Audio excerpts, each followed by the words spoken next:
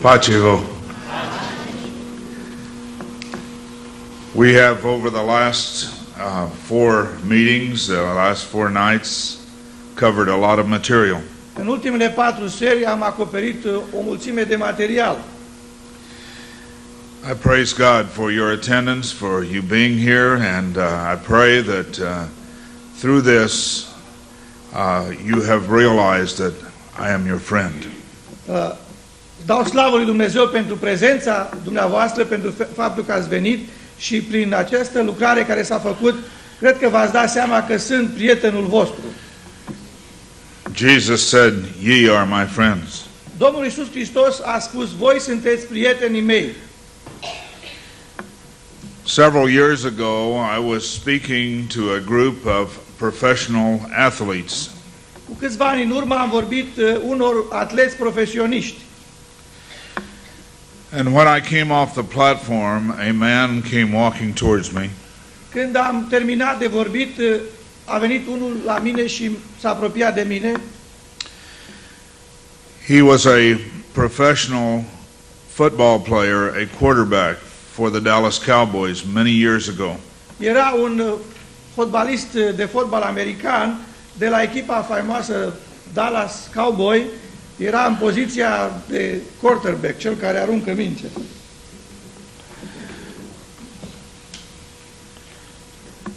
My other voice is not as loud as it should be. Vocea mea a doua nu e așa de tare cum ar trebui.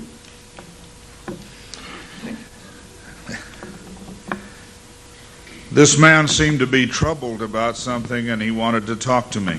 Acest om se părea că e tulburat în legătură cu ceva și vrea să vorbească cu mine.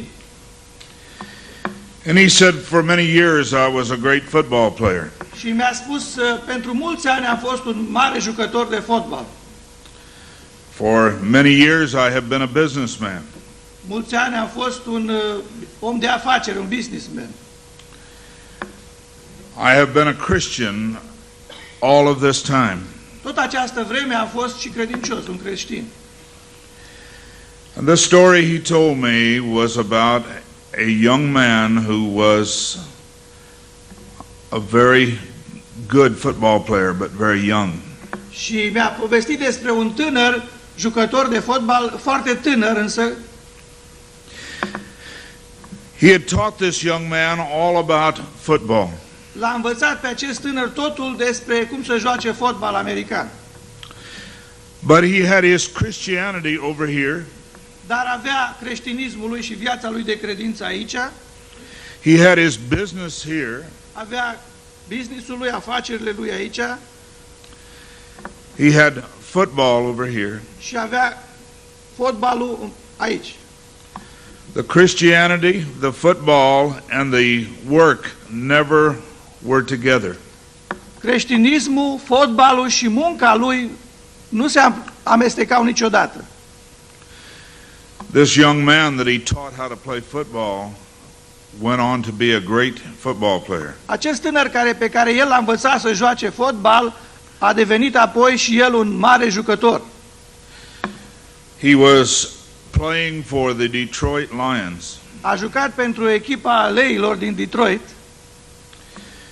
The old football player thought, I want to watch one of his games. Și acest fost jucător de fotbal care l-a antrenat a zis, vreau să mă duc și eu la meci să-l văd cum joacă. He said, as he watched the young man play, he said, this year I'm going to tell him about Jesus Christ. Și privind la el cum joacă pe stadion, cum joacă în meci, și-a zis în gândul lui, anul ăsta trebuie să-i vorbesc despre Domnul Iisus. This year, without fail, I will tell him. Anul ăsta, fără nicio problemă, nu mai pot să amân, am să-i spun precis. The Detroit Lions were playing the Chicago Bears here in Chicago. Echipa aceasta din Detroit Lions juca cu echipa noastră Bears din Chicago.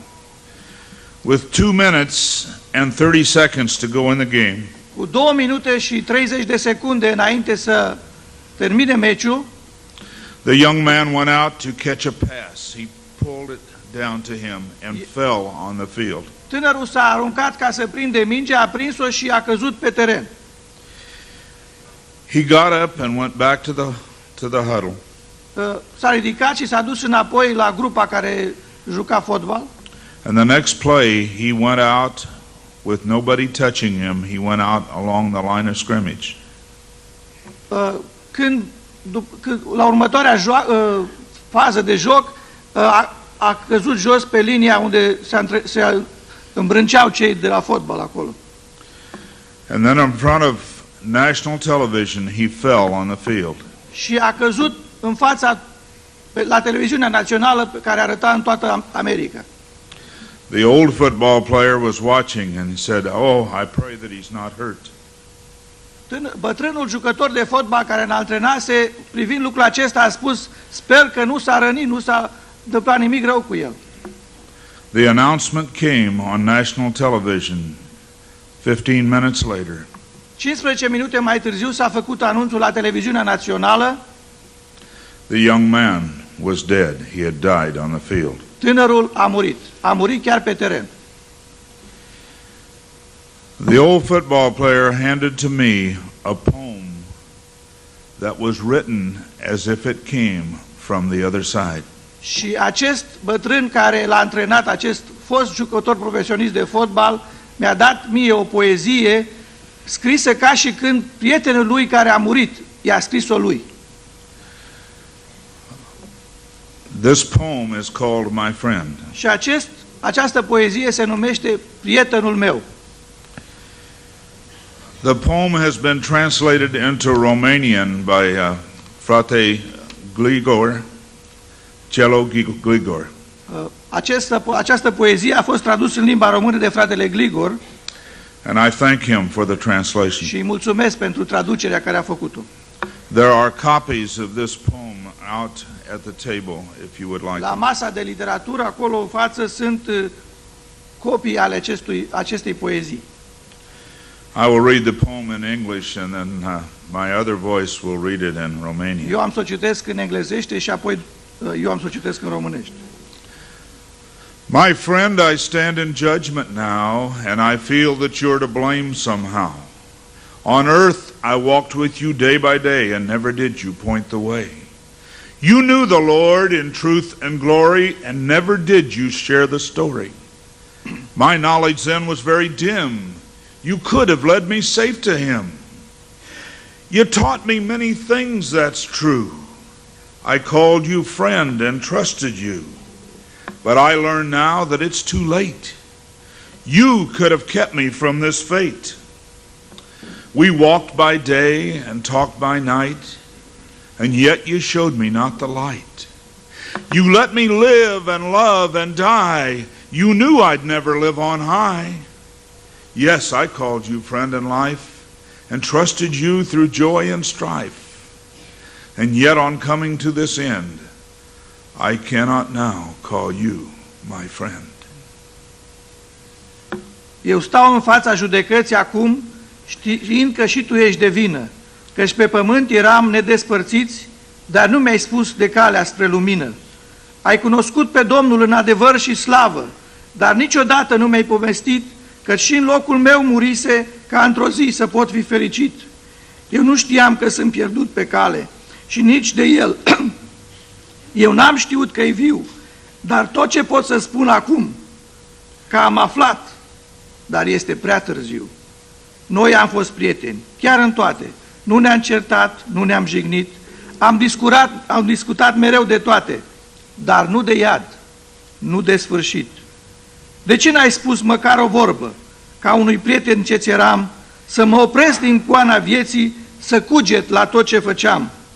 Acum, tu nu mai îmi ești prieten și nici nu pot să spun așa, dar nu uita, de sunt aici, e vina mea, dar și a ta. I pray that I've been your friend in these meetings. Mă rog și sper ca în aceste întruniri să fi fost prietenul vostru. Tonight we are going to be talking about the New World Order.